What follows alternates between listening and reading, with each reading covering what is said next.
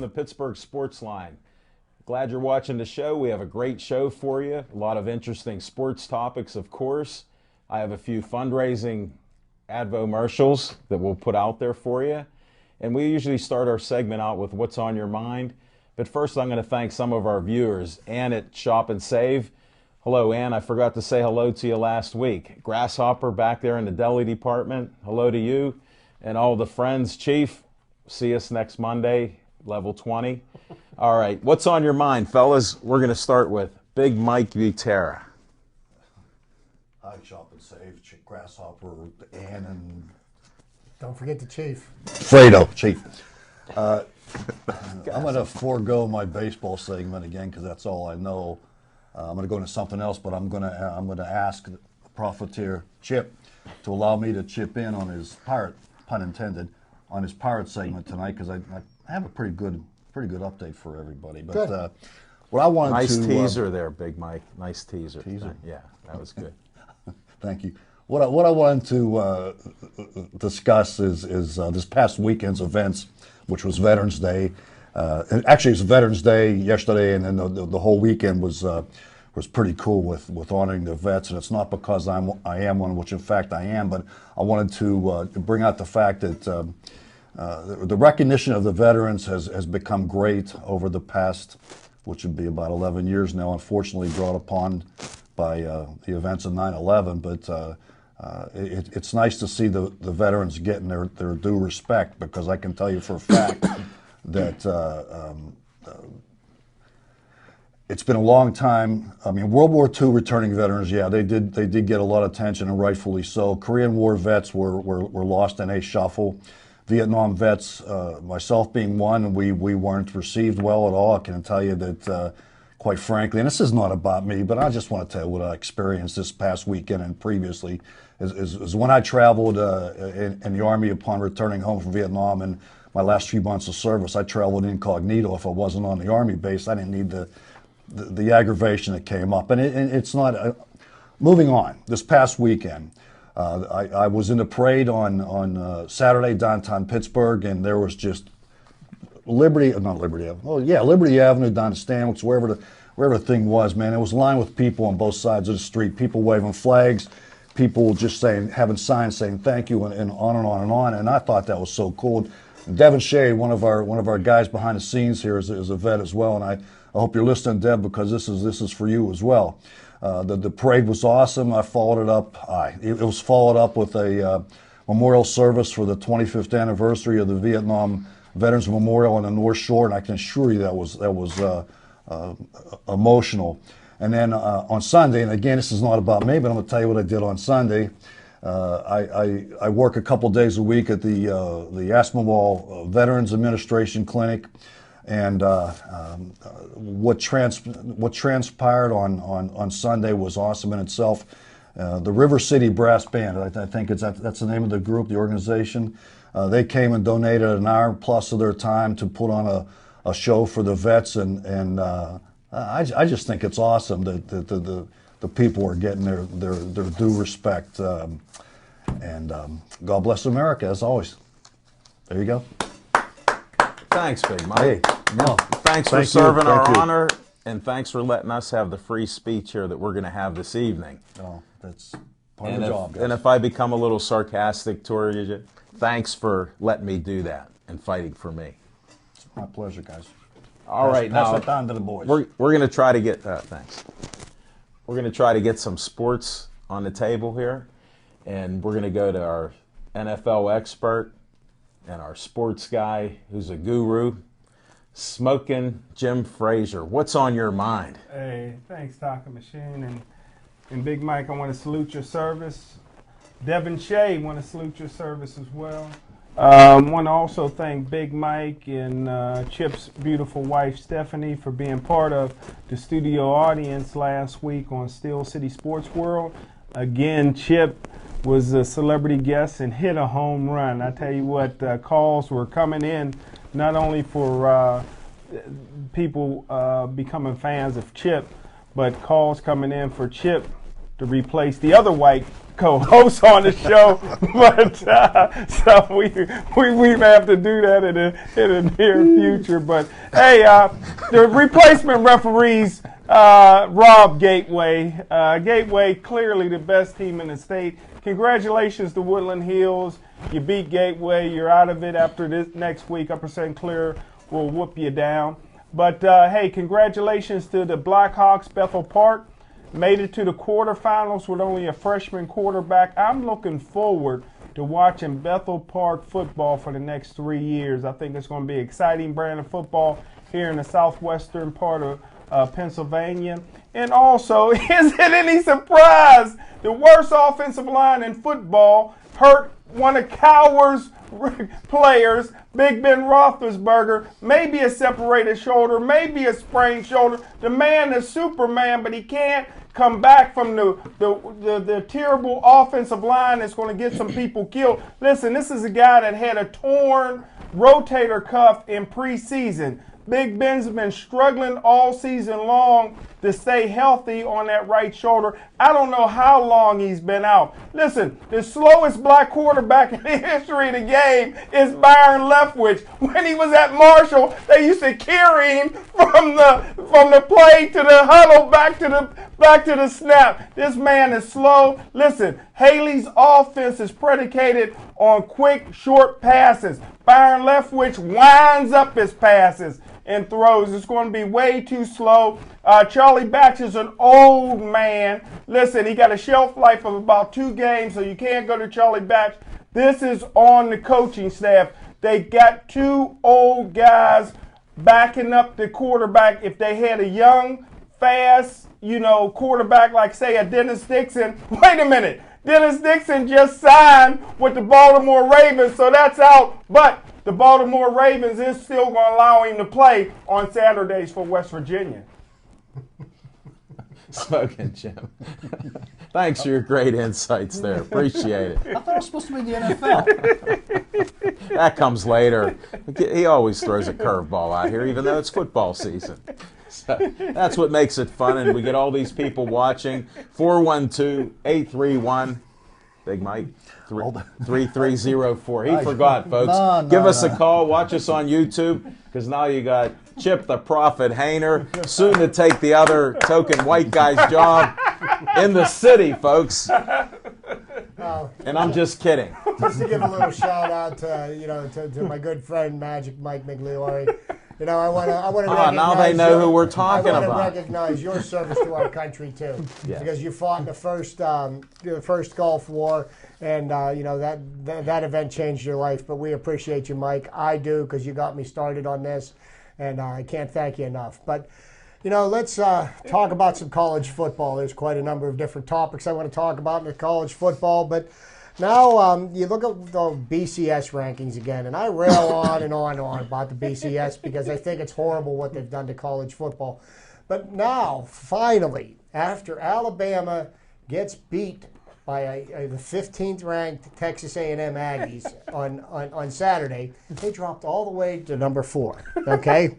All the way to number 4, which means that there's an outside chance that Alabama will still play for the national title. The 3 undefeated teams in front of them, Kansas State and Oregon. Now, what I'd really like to see have happen is these 3 teams win out and actually play one another for the national title. But if you look at the polls, none of these polls have any of these teams ranked in the same place. Oregon's ranked number 1 in a couple of polls, Kansas State in another. Then there's the computer rankings, and there's the BCS rankings. But, wouldn't it be interesting if Notre Dame, Kansas State, and Oregon would all win out, okay? And finally, there'd be Kansas State. Neither Kansas State, Oregon, or Notre Dame are going to drop in the rankings. So Kansas State and Oregon would play for the national title.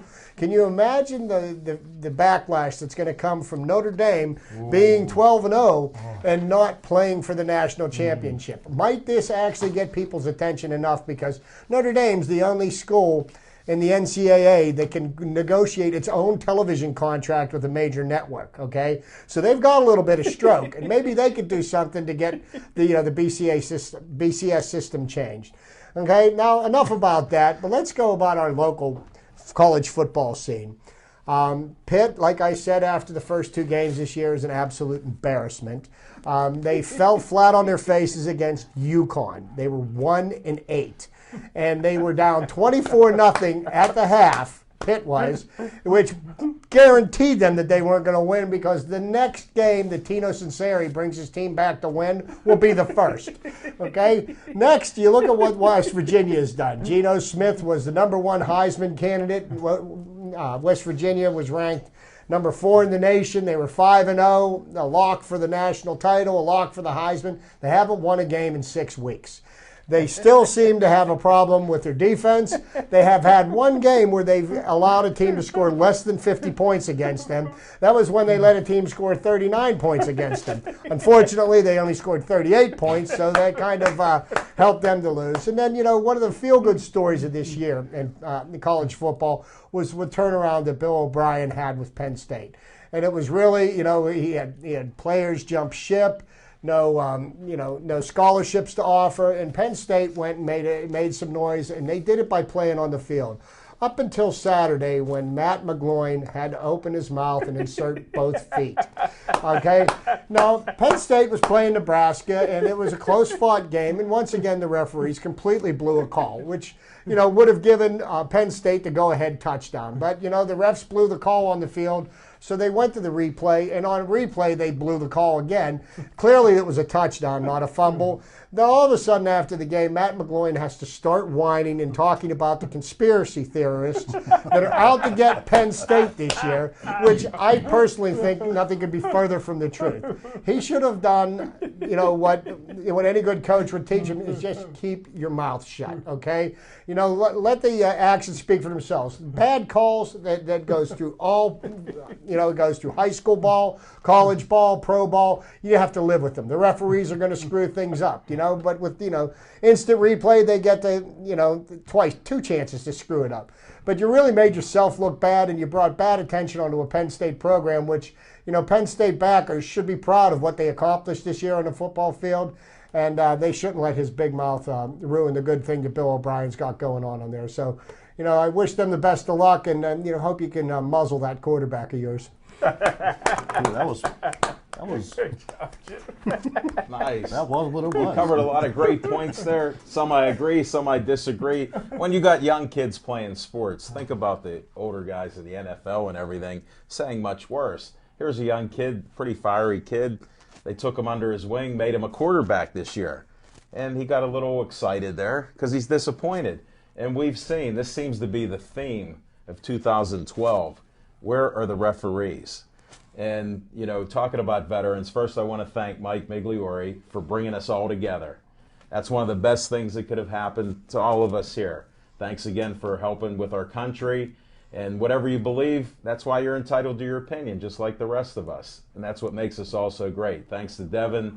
Thanks to all the friends and family that I know that have served in the armed forces and protected our country in a war they agree with or a war they disagree with. So, that's what makes us great. I'm not going to get any more philosophical than that, because I do have a few things to talk about. I need the profit. This is the Al Levine infomercial segment here as we get going here. We have a movie that you must come to Bethel Park High School. It's Heroes Behind the Badge, a documentary film featuring some of the brave men and women of law enforcement who put their lives on the line and survived, and those who made the ultimate sacrifice. Now, this is $20 at the door, because most of you are procrastinators like me and you're not doing this ahead of time. It's $15 if not. So come and see the film. It's going for a great cause. You help out a lot of the organizations that help support the families of these fallen officers. Thanks, Chip. Now we got another thing. Come see Pittsburgh Sportsline at level 20 on Monday. Put that on your calendar. You're going to see Sammy Vasquez, who's boxing next Saturday night. Not this Saturday night, but the following on the 24th. You'll see him at the Ross Straver, the arena there, or the Ice Gardens. Been around for years. Just ask anybody, you'll find it. And you also have, these guys were talking about Andreas the Greek. So there's another boxer you want to see. And then Sam Vasquez Sr. said you have the Hobbs sisters doing a concert. Wow. So look for all of this. what is it, $30, $40 on ice, $60 ringside. You talk about Saturday night entertainment, come on out there. Then a good friend of mine, Bill Russo up here, invited me to the Pitt basketball game. Sorry I couldn't make it, Bill. But I did say I'd do you a favor and talk about your black and gold party here that you have at Peter's Place. I got to get this literature straight because we got so much information. This is Sunday, November 25th. Chip, thanks. You're great at that. Matt, can you sort of get on the... Oh, yeah, he's That's all over. perfect. No, Matt, you're the best tonight. Thank you. Where's Joe at when you need him? The cost is $35 per person. There's a buffet and an open bar. And listen to this. You can win... And there's a $20 block pull, so all you guys that like to get in those block pulls, $20. You can also enter a Chinese auction. There's Apple iPads, laptop computers, 50/50 tickets. I mean, look at this stuff here. Matt, can you get some photos of this? Look what you're going to win here. An iPad, Smoking Jim. There you go, buddy. There's an iPad right for you with the technology and you on that phone and all over the internet. You got to go there. So again, Sunday, November 25th, doors open at noon. Come on down there. It's all for a great cause. I saved that for last. It's for the Children's Free Care Fund. So it's all for a great cause. Have a great time. Peter's Place right here in Bridgeville, not that far away. All of you in the listening area, even out in Monroeville, because you listen and watch the show. It's not that hard to find. Just Google it on that new iPad, Smoking Jim. Okay, that's it for the infomercials. And all I can say is I picked a winner. I was talking about playing to the level of your opposition. They're talking about they need psychologists to try to figure out why we do this. Well, people have amnesia. We've been doing this since the 70s when we became a good team. Whoever we're playing, 9 times out of 10, maybe 8 times, whatever. But most of the time, we play down to that level. And why get crazy about it? Who knows? You can blame a coach, you can blame a referee, the players, but we've all played sports. And you should win. We have a better team. Now without the quarterback, I say put Charlie Batch in, get the 2 games out of him, start scrambling to get Big Ben healthy. Because at least Charlie Batch can throw that little bubble screen. And that's what's on my mind is Al Levine, the talking machine. Why is Leftwich in front of Batch then? Because he's younger. But according to our expert, he's slow. Well, you got a gun for You know, here's the thing about Byron Leftwich and Charlie Batch as well. And you know, they're both adequate backups, but I'm not somebody that I'm going to hitch my wagon to and expect them to win a lot of games. They're not starting quarterbacks in the NFL for a reason. Okay, Leftwich had his chance as a starting quarterback of the Jacksonville Jaguars, played his way off of that team, played a year with the Steelers as Ben's backup, signed with Tampa Bay, lasted all of 4 games before they released him. He may be able to fill in for a game or so for you. Now, there's a lot of mystery and a lot of, questions about what's going on with Ben and his shoulder. All day on the radio, all you hear is all these theorists talking about it's this, it's that, it's going to take this long, blah, blah, blah. We don't know any facts just yet. And if there's one thing that I've learned over watching Ben Roethlisberger in his career, do not count this kid out. He is one of the toughest SOBs I've ever seen play this game. And unless his arm is falling out of its socket, I wouldn't be too surprised to see him play on Sunday. But, that seems kind of unlikely if you saw the way he walked off the field yesterday, the way his arm was hanging on his side, and Jim hit on the point, that offensive line. Well, the offensive line played 3 good games in a row, was doing some serious run blocking. Well, they need to do some serious run blocking because, they're going to, the only way that the Steelers are going to have any chance to beat the Ravens this weekend is if they can run the ball. And if the Ravens have shown anything this year is that they can be run on. They've been run on by everybody. So, the recipe for success for the Steelers would be to keep the ball out of Leftwich's hands and start moving some bodies and, running the ball straight down the Ravens' throat. I actually think that the Steelers, would actually have a pretty good chance to win this week, and here's my thought process on this. The Ravens are great in one aspect. They can look really, really good one week and then lose the next. And last week was their week where they looked really, really good. They did this the first game of the season, and they lost the second game of the season to an inferior team. I'm not saying that the Steelers are an inferior team. This is a big rivalry game. Everybody on the Steelers, the 2 games we play against the Ravens, which technically were the former Cleveland Browns, which is a hatred that's gone back well back into the 50s. This is a game that I think the Ravens could be ripe for the pickings, because now they're all full of themselves. They put up 55 points. I mean, they even pulled a fake field goal when they were up 40-17, just to kind of rub the faces and rub the dirt into the Raiders' faces. So I think karma's going to be come back and bite them on the hind end. I'm counting Big Ben out. I saw the replay of the hit, and what it appeared to me is that he didn't hit his shoulder. However, he hit his elbow that jammed it into the shoulder. Now, you're like a doctor and a professor down at that end. Also a chemist, but that's beside the point. What about when the ankle bone's connected to the knee thigh bone? Knee bone. That's how I skipped one for you. Say thank you. I like that turtleneck. But it's mock night on either end. We got emails. I'll tell you what. I mean, I could be wrong. Maybe I'm slightly a bit optimistic, but Ben Roethlisberger is one of the toughest football players. Hold it, Prophet. I hate to disagree with you. We agree on a lot of things, but with Big Ben, there's a conspiracy theory that the wife's pregnant. Yeah. So this was his maneuver because the baby's coming early. Mm-hmm. Now, I just say he's going to be out because he's hurt. And they can't put that needle to deaden anything in the arm, because if you have a dead arm, you can't throw the football. So they can't give him anything to numb him up at this point in time.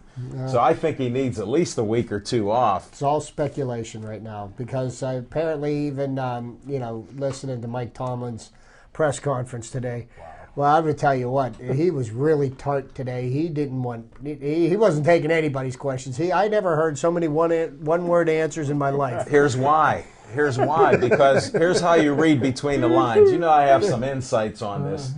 When there's not a problem, this guy's as loose as could be.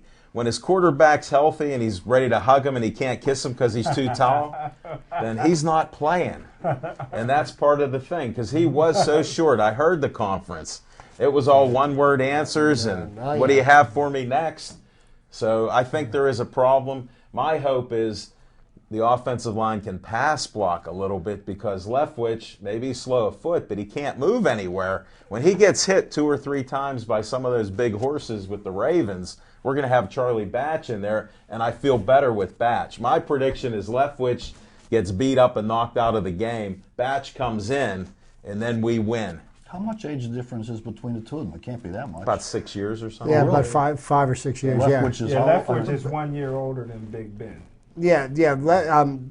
Charlie Batch has been in the league 16 years. Yes, since '97. Well, if he's a senior citizen but in the NFL, why is he even on the squad? He's called an insurance policy because he's adequate enough to come in for a game or two, like he did last year when there was a suspension. Charlie Batch, let's call it what it is. Charlie Batch got some pictures on somebody. There's no backup quarterback. He's only started 4 games since he's been with the Pittsburgh Steelers. How many did he win? This is a man that they got rid of him from Detroit. He serves no purpose.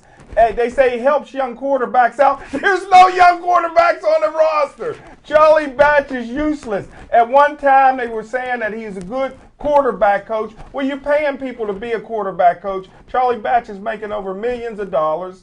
I tell you what, there's no reason. The Pittsburgh Steelers right now is in a world of trouble, because I tell you what, I love Big Ben. Big Ben's the second toughest quarterback I ever seen this side of Brett Favre. There's never been a quarterback as tough as Brett Favre. Never been a quarterback as good as Brett Favre, and there never will be. But the last time Big Ben had a questionable injury, the concussion, he didn't play against the Ravens. I love Big Ben, but Big Ben don't like to play against the Ravens. He must think Ray Lewis is coming back. Haloti Nada popped him in the nose the last time they played. That's right. But that's funny you mentioned Brett Favre. The injury that stopped Brett Favre's consecutive game streak is the exact same injury that Ben suffered last night. Really? Yes, it is. Then how do you think Ben's going to play? Come on, Chip, you just give us the facts. And it was a black coach that benched Brett Favre for that. Leslie Frazier should have let Brett Favre play. I'm sensing a conspiracy. Maybe Brett could have still been playing. I'm thinking there's a Might conspiracy. have saved Leslie Frazier's job. Change your last name, Leslie Frazier. Okay, I'm going out on the limb. And Is I'm he related to you? Not Is mention that why Brett Favre. you're picking on him? going out on a limb. The Steelers are going to beat the Ravens this weekend at home. Oh, Hold get on, that I already dollar said ready. they win. Get that dollar I already ready. said they win. We Wait just a got an second. I update. snuck that I just in. got an update over here. What is it? Question for you. While you could read your thing, I'll deflect this. What kind of talk is that down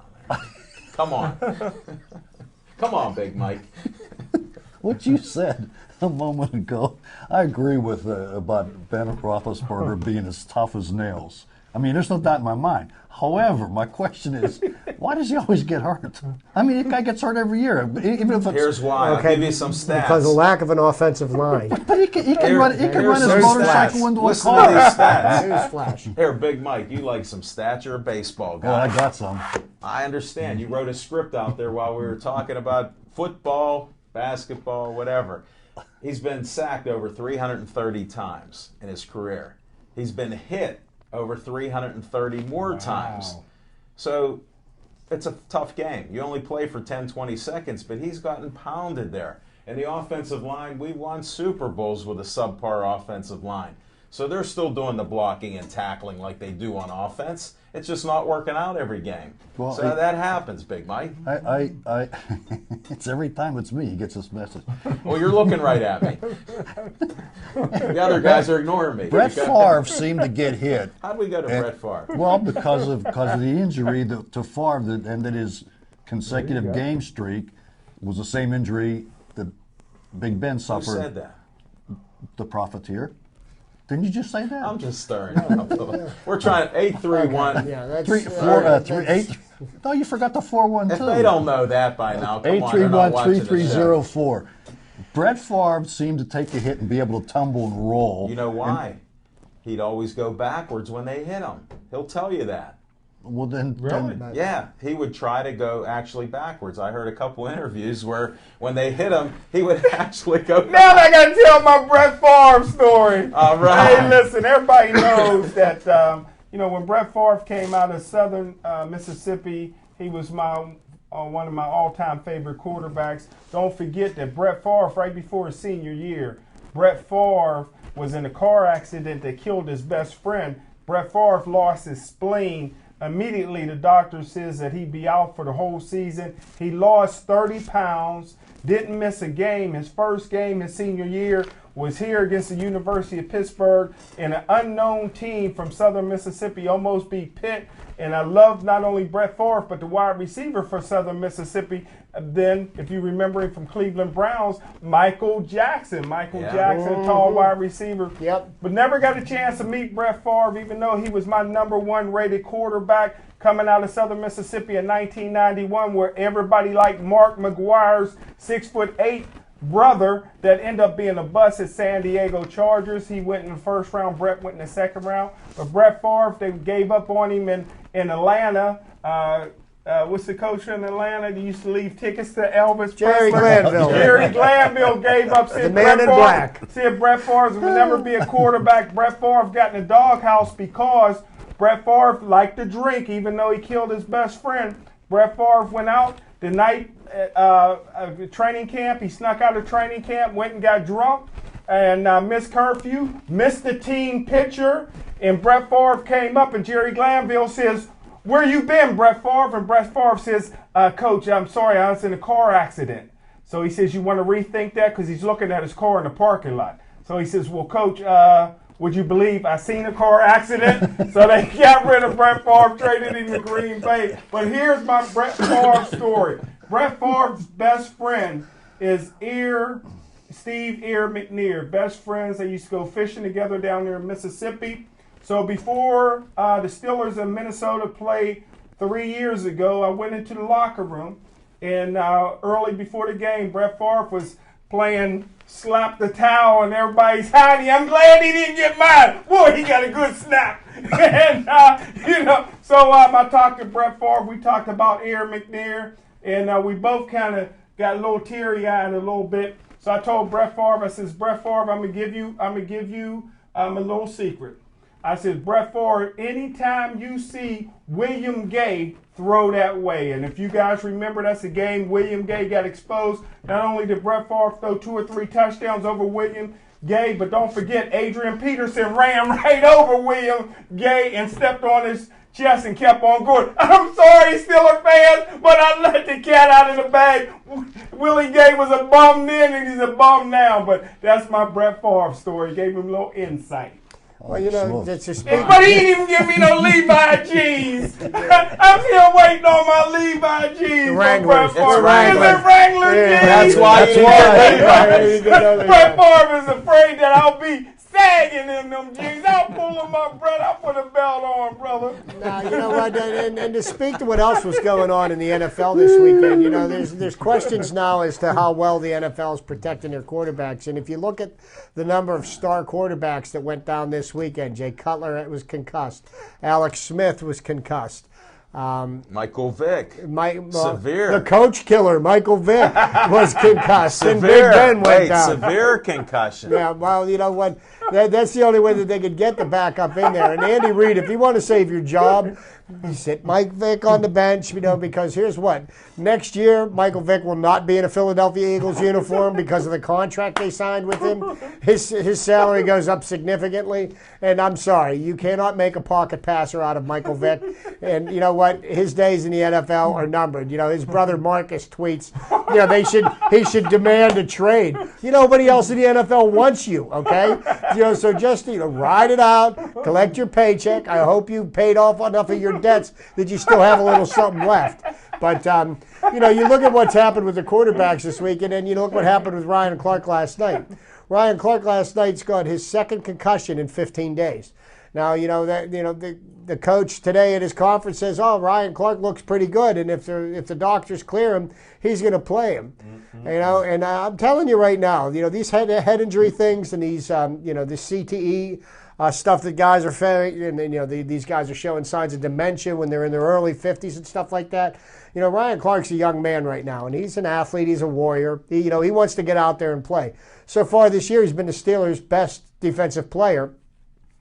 They need to just tell this young man to sit down, even if he is cleared, because, you know, 2 concussions in that short of a period of time, you know, it's going to scramble your brain. You're going to feel effects of this later on in life. You need to protect yourself for your family's sake. Hold on, Chip. Have you ever listened to his show? I mean, I think he does a show in competition with us right now on the radio. I forget the name of it. But he does a show. Just listen to him sometime. All right? It's too late. Smoking Jim will tell you. These things are too late. He's also fine. I've never heard a head coach say after a guy's got a second concussion in less than roughly 2 weeks, like you're saying, that he passed his test. Ryan Clark is quoted as saying he passed the test, and when the doctors go through this, he should be okay. Well, you know, think about what he's going to be like. The flaw in the system, and even Peyton Manning, you know, did this, is when they do their baseline tests, when they get to training camp, that what they do is instead of answering the tests honestly, they dumb them down so that if they ever do get a head injury, that the answers will be closer to what they would give after their brain's injured. You know, so if the players aren't being honest with the doctors, how can they protect these players? Because actually what you're trying to do is not protect them from each other, is protect them from themselves. These guys want to play. That's what they do, you know. And they're not going to protect them from themselves because of the sport and the billion-dollar contracts and everything else. That's what's going on. We had this discussion last year, and I said go to a soft helmet. I remember that. And that will change. The old leather flaps? No. No face mask? No face mask? Chin strap. I'll promote a product. Have a Zoom bag, because Zoom Bang is a product that I met a gentleman at the Passion when they were hosting the championship game. The Zoom Bang product, it's like Zoom Bang, sorry. That's what they should make a helmet out of, a soft one with that, because you won't get hurt, but then they can't have that helmet and all the padding so they can be a projectile. That's part of the problem. Look, you got 400-pound animals running 4.5s. You know, come on, these guys are huge. Look at, they work out all the time. And I don't know if they use any enhancing drugs, but I'm suspicious. So you got all this young people, they're what did we think we're in the 20s? Maybe Big Mike thinks he's still like that. But we thought we were invincible. How are you going to change a young person's mind when they're in the greatest shape of their life? So you have the equipment. They're ready to kill somebody. You don't need a bounty. You don't need any of that. Well, that's really, and that's part of the problem. For changes to be made, that's what's going to happen. This whole country's getting so soft, Big Mike. Hey, listen, people come to the games. It's a collision sport. These guys are running around here now with no thigh pads, no hip pads, no tail pads, no knee pads. These guys couldn't play 20 and 30 years ago because they would take your knees out. Hey, listen, I'm going to tell you this. People laugh at me when I say I believe that Oregon and some of the great teams, some of the Miami teams, can beat some of these teams in the National Football League. People think it's a joke, but in 1965, a college all-star team led by Roger Staubach, Gale Sears, and the defensive captain Dick Buckus was all over Jim Brown and the Cleveland Browns like gravy on rice. The coach was Otto Graham, 76. The same college all-star team whooped the defending Super Bowl champion Pittsburgh Steelers. Listen, if anybody likes football, it's still a good brand of football in college football. NFL's nothing but flag football. This country's getting soft. And I'll tell you what, to speak to the good caliber of football, last Friday night I was at one of the Whippeal semifinal games. I watched Upper St. Clair take apart a very good Central Catholic team. And where was this located at? At Baldwin High School. But the Nice. thing about it is, watching high school football is football at its purest form. There's no clowning, there's no shucking, there's no jiving. I mean, the kids go out there and they play football. They bust each other, and there's some good solid hitting. The semifinal game this Friday night, I'm going to go watch Upper St. Clair play Woodland Hills. Sorry about that, Jim. It should have been Upper St. Clair and Gateway, but this Upper St. Clair team that I watched on Friday night, boy, did they dismantle a very good Central Catholic team. I look at them to be in the in the finals, and I'm looking at them to face North Allegheny. North Allegheny is going to be facing a very strong Seneca Valley team. Seneca Valley is good enough to make it, but they played North Allegheny once. North Allegheny beat them, and that'll be the other semifinal game that's being played up at Martorelli Stadium in the North Hills. But there's going to be some great games all over the place. There's going to be a really good game here in Bethel Park, where West Allegheny is going to be playing Thomas Jefferson on Friday night. But I'll tell you what, you want to go see some good football for $6. You get in, you get great seats, and you'll watch some of the best football that you've ever seen. You didn't apologize to me. Yeah, I did. Apologize to him for Gateway, but I got nothing. And you even watched the destroying of the I'll tell you what, Vikings. the kid that's a quarterback for Central Catholic, big kid, and he's got a cannon for an arm. But I mean, Central Catholic crossed the 50-yard line once. Wow! And it was on a very long run by the running back. Then they lined up for the field goal, and Upper St. Clair promptly blocked that, and that ended any scoring chance they had. Upper St. Clair beat them 38-0. They went to the mercy rule like within 2 seconds of getting into the fourth quarter. That's because and it was game over. No one. I watched the fourth quarter of the Seneca Valley Mount Lebanon game, and Seneca Valley just wore down Mount Lebanon until finally they just ran them off the field in the fourth quarter. I mean, the game was fairly competitive through 3 quarters, and then Seneca Valley just completely wore out Mount Lebanon. But going to be some great high school football games this Friday. Championships are the day after Thanksgiving. My good friend Smoking Jim here will be down at Heinz Field doing the Whippeal finals. So, you want to see some good football. I'm sure it'll be on Rich Sports. Get down there to see it. You'll see some of the best football you've seen all year. Hey, what about that Post-Gazette paper you've been bringing around the last couple weeks with you two deciding stuff? Well, we got. What do you have there? Well, they've been Smoking Jim. You want to do your picks for this? For the semifinals. This is a new favorite there. We got we got North Allegheny and Seneca Valley, and I know you like Seneca Valley here. I'm gonna go with the upset. Nothing against North Allegheny. Greg Garrity's son used to be a receiver for the Pittsburgh Steelers. Greg Garrity, his son, one of the many former pros and current sons of coaches of Pitt and the Steelers is on North Allegheny, but I'm gonna go with the Brown boy at quarterback. Yeah. And then, we got Upper St. Clair Thanks, and Smokey. Woodland Hills playing at Baldwin, and I'm going to tell you, after what I watched Upper St. Clair do last weekend, I think, I think they're going to take it to Woodland Hills.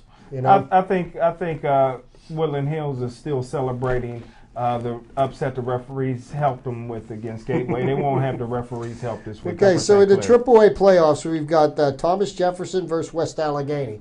TJ, and West Mifflin's playing Central Valley. Are we going to see a rematch of Thomas Jefferson and West Mifflin? Well, I think that they want that. West Mifflin, I told you early on that West Mifflin is loaded this year. Wheeler at running back. They're absolutely loaded, but I think that the people want to sell tickets to Heinz Field, and Foster, future, hopefully Pitt recruit. It's between Pitt and Alabama right now. Both of them lost this past weekend, and I think that Foster and Central Valley gets that victory. Okay, all right. Well, then we go to the AA playoffs. In the AA playoffs, these semifinals are just loaded. 3 of the 4 teams in the playoffs are undefeated. So it looks like, more than likely, you're going to see an undefeated matchup. You got Aliquippa 11-0 versus Jeanette.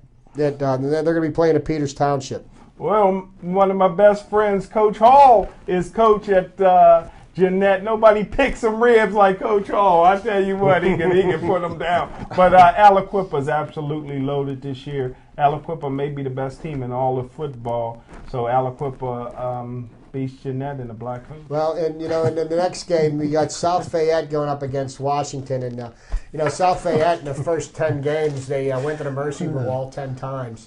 The first 10 games they won again last week, but you got Washington, and Washington's 11-0, and they got Shy McKenzie who's been running the ball, and Washington's running game's tough to beat. Who do you like there, Jim? Well, South Fayette got the great passing game, record-breaking passer. The Brumbaugh, one of the Brumbaugh twins? One of the twins.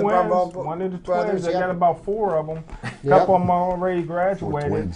And I tell you what, they love to burn couches in West Virginia, and I've never met more drunks than in Washington, PA. So I think that the moonshine will be cracking over in Washington, PA, where the commissioner, Roger Goodell, used to be a Washington and Jefferson graduate, where he was a bartender. He worked his way through college as a bartender, so he knows about the drunks in Little Washington, PA. Okay, so now we go to the single A playoffs, and one of Jim's favorite teams, the Clareton Bears. Their 58-game winning streak. They win this week. They tie the state record for wins that was set by Central Bucks West, I believe, from 1997 to 2000. They are playing Neshannock, which upset. Who did they upset? Who did Neshannock upset last week? I forget who they upset. Back. But you got Clareton against Neshannock, and you've got Stowe Rocks versus North Catholic. Are we going to see a repeat of last year's final? Well, I tell you what, I got a pocket full of money for any Clareton player that can spell Neshannock. I'll go with what the coach for Clareton told me. He says, we got Tyler Boyd, nobody else got Tyler Boyd, so you got to go with Clareton. Mm-hmm. Well, it's interesting that the state record. What did you get that out of a horse? It looked like you choked a horse with that. Sorry. I'm impressed. The state record for consecutive wins is 59, set by Central Bucks West back in the late 90s. Do you know what the national undefeated streak is? About 140-some games. One of the teams out in California. Yeah, one of the teams out in California, they won 140-some games Yeah, in a row. And that is, if you think about that, that's about 12 years of undefeated teams and that many state champions. That is absolutely unbelievable. Yeah. But the record for Pennsylvania is 59, so Clareton can tie it this week, and then you've got the Stowe Rocks versus North Catholic here, and that's going to be at Keystone Oaks. Well, I've been wrong on North Catholic before. Stowe Rocks is loaded again this year, absolutely loaded. Of course, they were loaded last year when Clareton blew them out at the biggest high school football stadium in Pittsburgh, Heinz Field. It ain't nothing but a high school, unfinished stadium, a high school stadium with luxury boxes. But I think that it'll be Stowe Rocks and Clareton again. Okay, so there, you know what? Some great high school football games this weekend. If you get a chance, go out. It's a great way to spend a Friday evening. There you go. You can't beat that. We got the Fiction and Fact Almanac crew here giving their picks here for the high school, so we love that. High school football is big in Western PA, you know, so. Well, they were on KDKA or I forget, I don't remember what station, but I thought it was that. They were saying how there's a problem. There's some of the coaches are saying that high school football's on the decline. Wow. So who knows? We'll have to see what plays out in the next couple of years because of all the different sports that are out there. Well, the reason it's on the decline is guys like Walt Harris, and I like Walt Harris. Walt Harris was a good guy. Any guy that leave his wife for a tenderoni is a good guy. But, hey, listen, Walt Harris's problem was, I remember the year he recruited Tyler Pelko. And Tyler Pelko was everything ball player coming out of West Allegheny. He never tried to recruit Stevie Breston, who went on and had a great career at Michigan. And they asked him, why didn't you recruit Stevie Breston? He says, well, we recruited Tyler Pelko. They're like, he's going to play receiver at Michigan. He's like, oh, I didn't know he wanted to play receiver. We would have recruited him then. Stevie Breston was begging to go to Pitt. But Walt Harris didn't recruit him. And sadly, the coach that's there now, that can't lead silent prayer. I can't imagine him walking into anybody's living room and impressing them enough to go to Pitt. And I'll tell you right now, Pitt's got big problems there because, I mean, Paul Christ, you know, you listen to him, and you know he's still trying to figure out how to block and tackle. And these are things that he should have done in spring practice. But you know they're only 10 games into the season, and they're 4-6. Okay, and I don't think Pitt has a chance in hell of becoming bowl eligible this year because I think Rutgers is going to take them down because Rutgers is the powerhouse of the Big East, and how the Big East gets an automatic BCS bid. Is beyond me, you know. I mean, that just shows you how much of a farce, right? How much of a farce the BCS is. You know, and the BCS has come up with this new this playoff format. Next year. For you know, they've got the playoff format for 2013. But they got a system now where they're going to use some of the bowl games as lead-in games to their playoff system, which they've completely screwed things up. But the problem that they're going to have with this is going to be driven by the conferences. So really, you know, it's going to be more of the same BCS crap because, you know, it's driven by the money-making conferences. So all of the teams that don't get a chance to play in it. You know, do you realize that there's more teams in college football that make it to bowl games than not? And wow. Pitt's not going to make it to a bowl game this year. Those are great points, Chip. Like we've talked about, the BS, it's a BS system, as we've called it. And that's the problem, because it is all about the money. You see that all the time, and it changes it. Maybe Notre Dame will help to break that up, but they might want it this way. Because, look, maybe they'll get into it, and people get the votes for them to put them in there. Because it'll be all about money. Notre Dame's the only school that can. I mean, they negotiated their own national television contract. Wow. You know, I mean, when are teams like Alabama going to do something like that? But you know, they got the SEC in their back pocket. But you know, on the flip side of college sports, you know, the college basketball season just started. This past weekend, and now all the college basketball teams are playing all the cupcakes on their schedule, so everybody's going to start the season off, you know, 2-0. But again, Pitt's made the news again. Another one of their recruits is jumping ship. Joe Johnson has left the team and he's going to transfer to another school. So you know, last year the Pitt basketball program had the same problem with one of their top-ranked recruits. Jumped ship, and look what happened with the Pitt team last year. They were, you know, fell far below the standards that Jamie Dixon's teams have had, and it'll be, it'll be another interesting year in Oakland to see what happens. And I wonder why all these kids are, you know, commit to Pitt, and then they get there, and then all of a sudden nobody wants to play here. Wow. They want to leave. That's a good question. Chip, part of it is, from what I see, is Jamie Dixon has this system that he tries to put him in. Ben Holland taught him that. Smoking Jim told me that. Man. So he taught him, and some of these guys, like he may have been offended because he didn't get to play in the first game. He missed that game last week, and that seems to be the style of what the other kid last year left because his time wasn't what he expected. He wanted to play 20 minutes, and they're playing him 4 or 6 minutes. Okay, but So he's trying to teach these kids, like what I talk about, some of the discipline to build character, so then they are tougher in that fourth quarter. Look at some of the miracles, whether you like Jamie Dixon or not. He has some talent there that they come through at the end, some of the times. But, here's the question, and maybe I'm confused, and if I am, would somebody please enlighten me? But being the head coach of the basketball team, wouldn't you think you would recruit players that fit into your system instead of trying to jam a square peg into a round hole? I mean, if the guy isn't a fit for your system, what are you doing wasting time recruiting them? Recruit players that are going to fit into your system that want to be here. Hold it, Chip. Here's where I disagree. Don't we all have egos up here? Not I. Not I. Well, you think you're right on some things, right? Unless you say, correct me if I'm wrong. But part of the problem is you're dealing with sports. You got media involved. These guys get a reputation. Look at all the wins Jamie Dixon has. Whether it's right or wrong or it's well-deserved, he has a certain belief system that he can do that. Smoking Jim. Well, let me ask Big Mike a question, because I know Big Mike follows a lot of Western Pennsylvania athletics. And either you guys can answer this. Who was the best player that Pitt had in the last 10 years? In what sport? In basketball. Tall guy. Can't remember his name. Aaron Gray?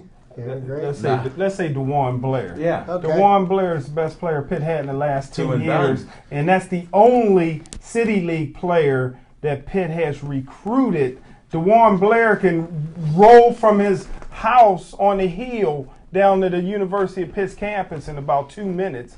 You got all these kids that play basketball in the city of Pittsburgh and in the WPIL that would love to play for the University of Pittsburgh, and they don't recruit these players. I don't understand why. When you got a guy like DeJuan Blair, who wasn't a 5-star or a 4-star player coming out of high school, they figured he was a reach even to get at the University of Pittsburgh. And, he comes on there, and in 2 years, he totally dominated. He went to the NBA after 2 years.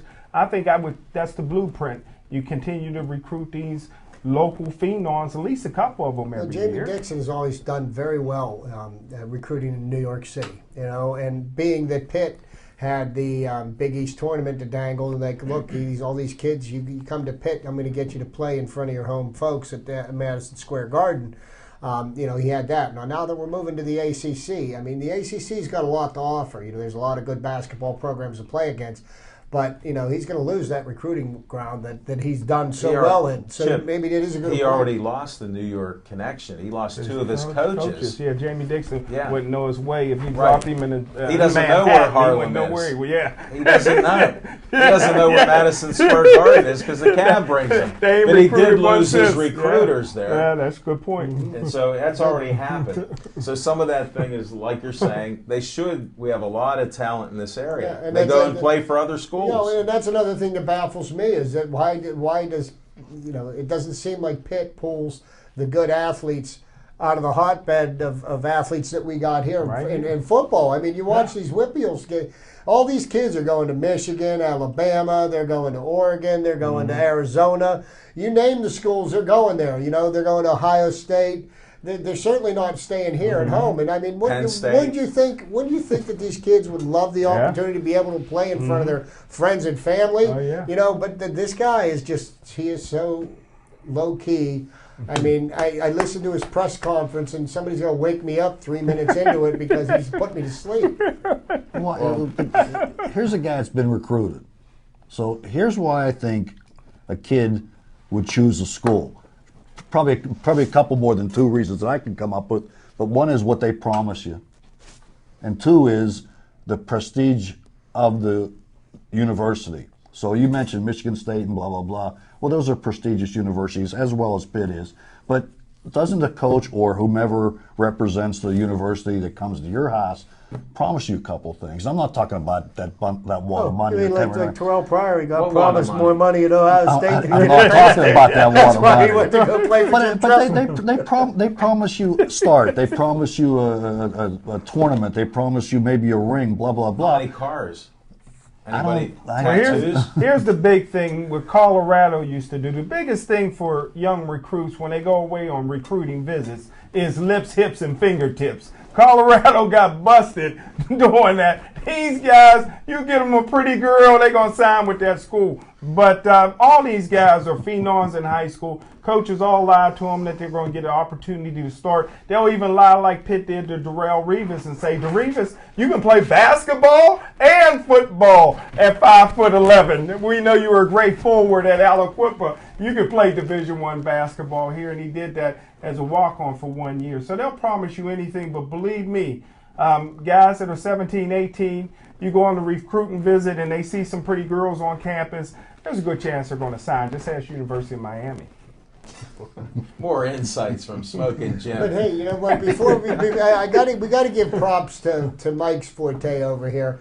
You know, they elected the National League and American League rookies. I thought you was getting into politics. No. We almost went to a commercial. Wrong Mike. That's the other Mike.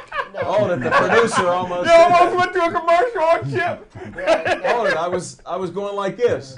The right American League MVP was Mike Trout from Correct. the Los Angeles Angels. Whoa. Yes, the American League MVP was Mike Trout from the Los Angeles Angels. When did that get announced? The other day. Today. Yes, and Bryce Harper was the National League MVP. MVP, Rookie of the Year. Rookie of the Year. You said Rookie of the MVP. Year. Okay, He missed- That's a Rookie real of the big Year. difference. Then I we're like talking Bryce. Rookie of the Yeah, I Year. like Yeah. Bryce. Big Talking Mike. rookie. Bryce Harper was the second youngest gentleman to be elected the Rookie of the Year. By 24 days, Dwight Gooden beat him back in 1984 as Rookie of the Year. And Bryce Harper hit the most home runs ever by a teenager in the major leagues this year. At He got 19 some years brother. old. Yeah, He got some brother in him.